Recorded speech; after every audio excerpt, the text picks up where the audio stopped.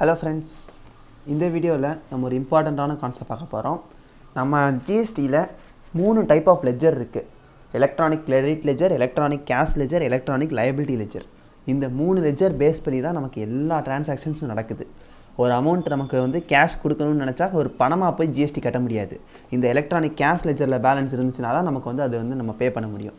Electronic credit லெஜர்னால் ITC அப்படிங்கிற ஒரு concept பார்த்தோமா, அந்த ஐடிசி ஆட்டோமேட்டிக்காக நெட் ஆஃப் ஆகும். நம்ம இப்போ அவுட் சைட் பண்ணுற சேல்ஸும் இன்சைடில் பண்ணுற நம்ம இன்வெர்ட் சப்ளை ஆன பர்ச்சேஸும் நெட் ஆகி ஒரு கிரெடிட்னு சொல்லி நிற்கும். அந்த கிரெடிட்டுக்கு பேர் தான் எலக்ட்ரானிக் கிரெடிட் லெஜர்.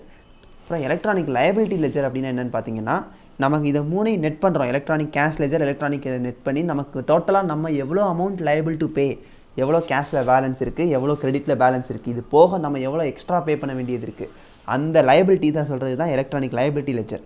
இந்த கான்செப்டில் தான் நமக்கான ஜிஎஸ்டி போர்ட்டல் ஒர்க் ஆகிட்டு இருக்கே தவிர நம்ம பேங்க் அக்கௌண்ட்டோ இல்லை நிஜ கேஷாக கொண்டு போய் டெபாசிட் பண்ணுறது அந்த கான்செப்ட் எதுவுமே இந்த இடத்துல ஒர்க் ஆகவில்லை.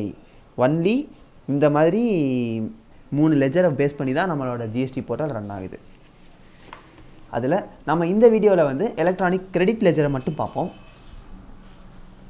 ஃபஸ்ட்டு எலக்ட்ரானிக் கிரெடிட் லெஜரில் என்னென்ன ஐட்டம்ஸ் டெபிட் ஆகுது, என்னென்ன ஐட்டம்ஸ் கிரெடிட் ஆகுது அப்படிங்கிறத தான் பார்க்க போகிறோம். First, provisional ITC can be used only for self assessed tax.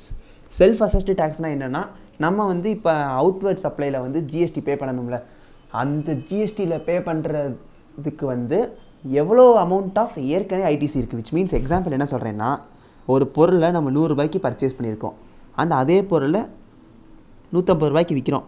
So இப்போ நமக்கு 150 ரூபாய்க்கு டேக்ஸ் கட்டணும். ஏற்கனவே நமக்கு எலக்ட்ரானிக் கிரெடிட் லெஜரில் எவ்வளோ இருக்குது அப்படின்னு பார்த்தீங்கன்னா 100 ரூபா இருக்கும். ஏன்னா நம்ம 100 ரூபாய்க்கு ஜிஎஸ்டி கட்டியிருப்போமா. ஸோ அந்த 100 ரூபா ஜிஎஸ்டி ஏற்கனவே கிரெடிட் லெஜரில் இருக்கும்.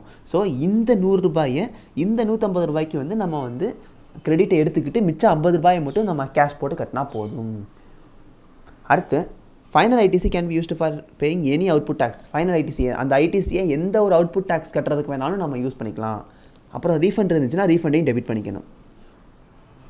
கிரெடிட் என்னென்னு பார்த்தீங்கன்னா ஐடிசி, இது ஜென்ரல் கேஸ். ஏன்னா நம்ம ஒரு சேல் பண்ண போகிறோம்னா அதுக்கு நம்ம ஏற்கனவே கட்டின பர்ச்சேஸ் பண்ண ஐடிசியை நம்ம ஐடிசியாக க்ளைம் பண்ணிக்க முடியும்.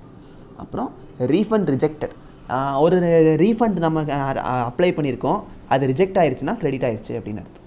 இதுதான் எலக்ட்ரானிக் கிரெடிட் லெஜர் அப்படிங்கிற ஒரு லெஜரில் இருக்கிற பாயிண்ட். இது நீங்கள் ரொம்ப கன்ஃபியூஸ் பண்ணிக்க தேவையில்லை. ஜென்ரல் கான்செப்டை ஞாபகம் வச்சுக்கோங்க. என்னென்ன பாயிண்ட் டெபிட் ஆகுது, எது கிரெடிட் ஆகுதுன்னு தெரிஞ்சுக்கிட்டா போதும். இதுதான் நமக்கு மேக்ஸிமம் எக்ஸாம் பாயிண்ட்டில் வரும். சம்ஸ் வர்றதுக்கு சான்சஸ் கம்மி. ஸோ இந்த வீடியோ மட்டும் ஒரு தடவை ரிப்பீட் பண்ணி பாருங்கள். இந்த வீடியோவில் நமக்கு முக்கியமான பாயிண்ட் எது டெபிட் ஆகுது, எது கிரெடிட் ஆகுது அதை தெரிஞ்சுக்கணும். எலக்ட்ரானிக் கிரெடிட் லெஜரோட ஒர்க்கிங் என்ன அது மட்டும் தெரிஞ்சால் போதும். That's all friends. ஏதாச்சும் டவுட்ஸ் இருக்குன்னா கமெண்ட் செக்ஷனில் கேளுங்க. தேங்க்யூ.